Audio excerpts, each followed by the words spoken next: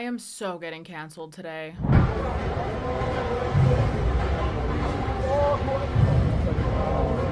Welcome to Over Opinionated with Jasmine Lane. Hit that subscribe button because after being blacklisted from mainstream media, it's kind of the only thing that keeps me going these days. So if you want to help me show my old bosses in media just how much love, support, and community there is on the right side of things, hitting that subscribe button goes a long way. You can also like the video and comment as we get through this. Now, there is a lot to go through today, and it's all kind of around the same topic, which is security, national defense, that sort of thing. And in particular, I'm going to save it towards the latter half of this video because it's related to an extent to some of the other topics that we'll be talking about, but it's also kind of its own separate issue. It's an article that I came across just last night that made me so unbelievably mad. And the article itself wasn't what did it for me. It was the thought process that came afterwards.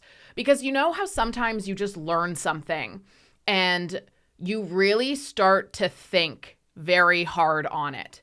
And it makes you realize the number of things that our governments have lied to us about for their own gain, not for our gain. Oftentimes it's actually at our expense. And they convinced us to feel a certain way. And then all of a sudden that light bulb turns on. That's how I was after this particular story and still am. So I'm looking forward to getting that off my chest and also very much looking forward to hearing what you have to say about it because yikes, does it ever scream convoluted, evil, demonic, corrupt. It is disgusting. That's probably the best way that I could sum that one up. But first, we're going to get into Chrystia Freeland today, spitting absolute lies out of her mouth, which of course we will be fact checking and debunking as she gets through it on the topic of Canada's borders and immigration. So buckle up. On the border, we're hearing concerns from the incoming U.S. border czar in terms of him describing it as an extreme national security vulnerability.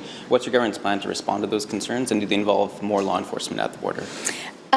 We take the border very, very seriously, and that's why the border was the first issue that we discussed at this meeting of the Canada-U.S. Cabinet Committee. Minister LeBlanc spoke at length. Minister Miller spoke at length. The head of the RCMP was present as well and talked about actions he is taking, as was the head of the CBSA. So we take the border very, very seriously. It is important, first and foremost, for the security of Canada and Canadians, for our border to be secure, to be controlled. And I think it's absolutely legitimate for our American neighbors to want to work collaboratively and effectively with us and to want to know that we take border security seriously, which we do.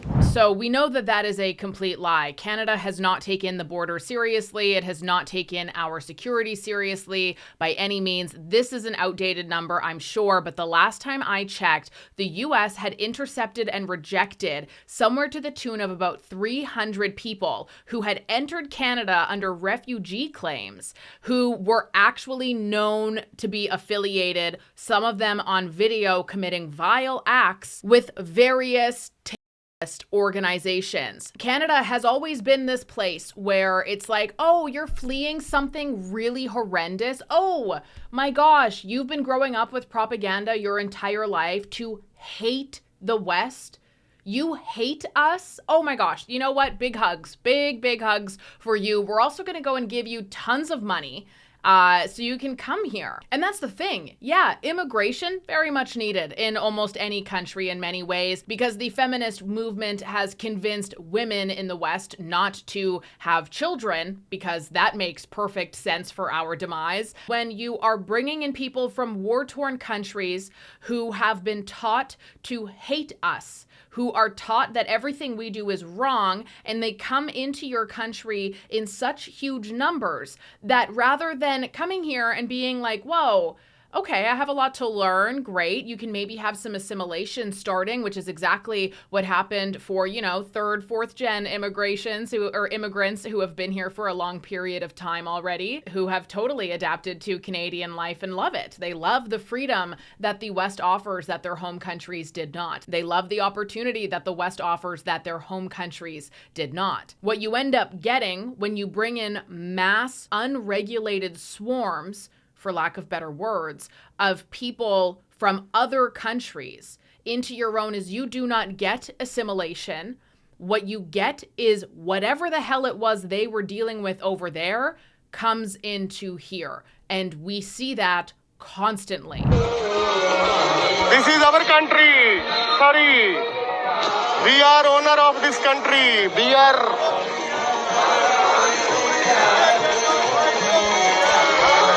Palestine, this is our country. You are from Europe. We are owner of this country. Go back to Europe. Go back to England. And you go back England. White people, go back. Because how on earth can you assimilate and adapt to Canadian cultures and begin to love it if you come here and you are immediately just surrounded with your exact same community back home? And there's this crazy two-tiered policing system, which we saw trucker convoy would be the greatest example of that in comparison to the Palestinian protests that have been going on. And you learn that, you can do whatever the hell you want here. And we're so afraid of being called an ist or phobe that nobody's going to do anything about it, even though we all know it's wrong and messed up. And we all wish that this was not happening in our home. And I have several examples of just how little Canada has prioritized the safety of its nation, the sovereignty of its nation. Here's one you may have not heard of before. Have you ever heard of Hassan Daib? He was convicted by France of a synagogue bombing that killed 4 people. And do you want to know what he's doing now? He is currently living in Canada. In fact, he is a university professor at Carleton University where he teaches a social justice class.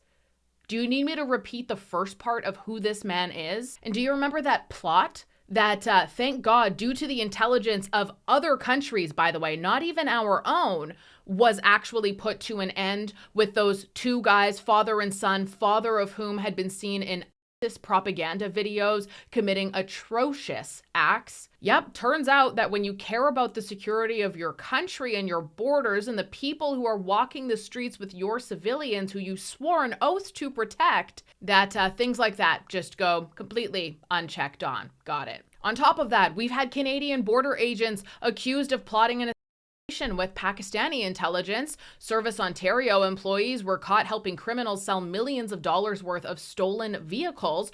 Off-duty cops, remember this guy? Participating in political violence for the Khalistani separatist movement. We have some of the most pathetic, weak, and lazy immigration policies. And everybody is so afraid of being called an ist or phobe that they just let these things happen.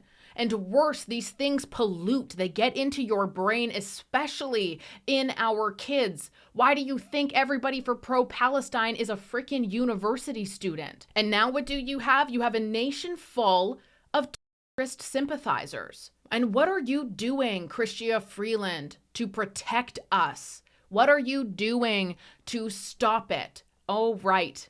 Not the Emergencies Act for them. Nope, we won't do that because that would make us look like an ist or phobe. That would blow our cover, and people might not think that we are compassionate, nice rulers anymore. We absolutely are working very, very hard to ensure our border is secure. It's an issue, first of all, for Canadians, and we think that today we really need to be sure that Canadians have confidence, that Canadians control our own border. Of course, it means we need to have the appropriate resources to do that, and we will. We will, hey? Why is this happening then?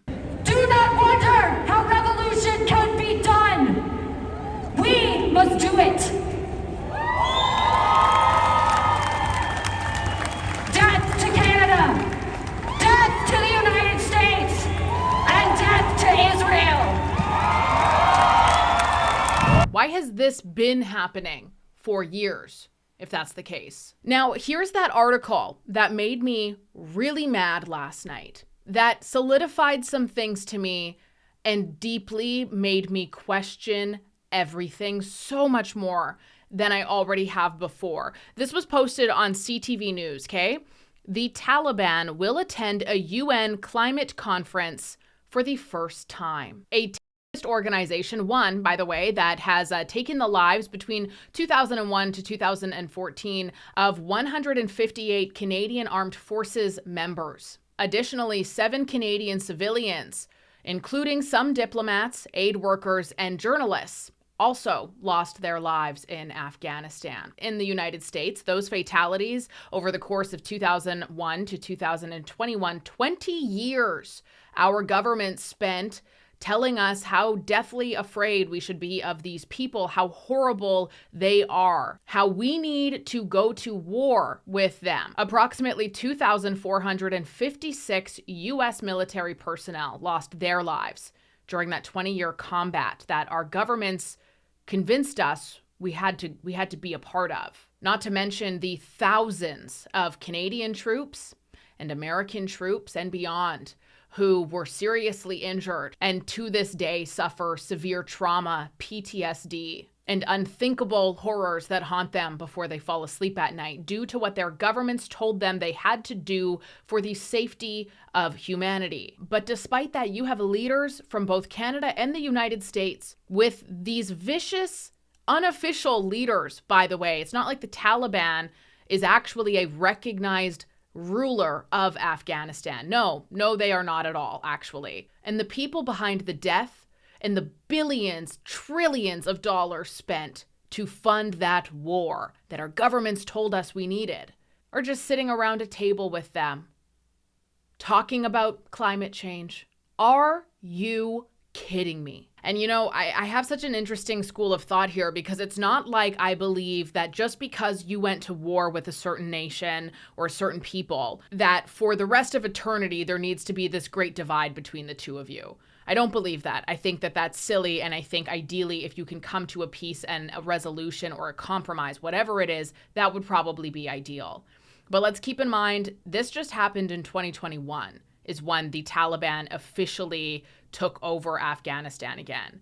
And that was horrible. And then look at the things that they have done since, which go completely against absolutely every human rights thing that the UN claims to fight for. Look at the propaganda. Look at their threats. But if you can get them on board with climate change, you're willing to completely forego your morals, your ethics, and everything that you fight for and tell your citizens is very important, just to continue spreading that elitist message, to sit side by side with these people who destroyed the lives of many people in your country because you told them that they had to go out there and fight for democracy and fight for our freedom. But you're willing to completely overlook all of that, such a short period of time afterwards, to talk about the weather. I don't like how that makes me feel.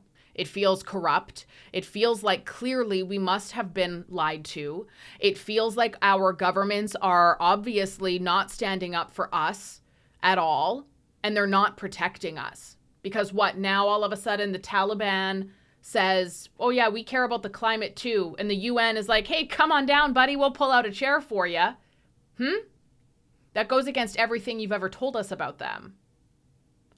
That goes against everything they've said about us. Pretty sure I'm going to get demonetized again. YouTube keeps cutting me off every single time I talk about either climate change, which I guess I technically did about this whole UN summit that they're doing, and anytime I question anything about immigration. But, you know, financial struggle and all, it's worth it to me. I just freaking want this country to feel like home again. Like, I really miss what Canada used to feel like, and I know we can get back there. I just really feel like I've put my faith in God and prayed so much to make sure that I'm on the right path and doing what is right and true and meaningful. And I really do believe that this is it. And this community that we're building here, our little YouTube family, is it.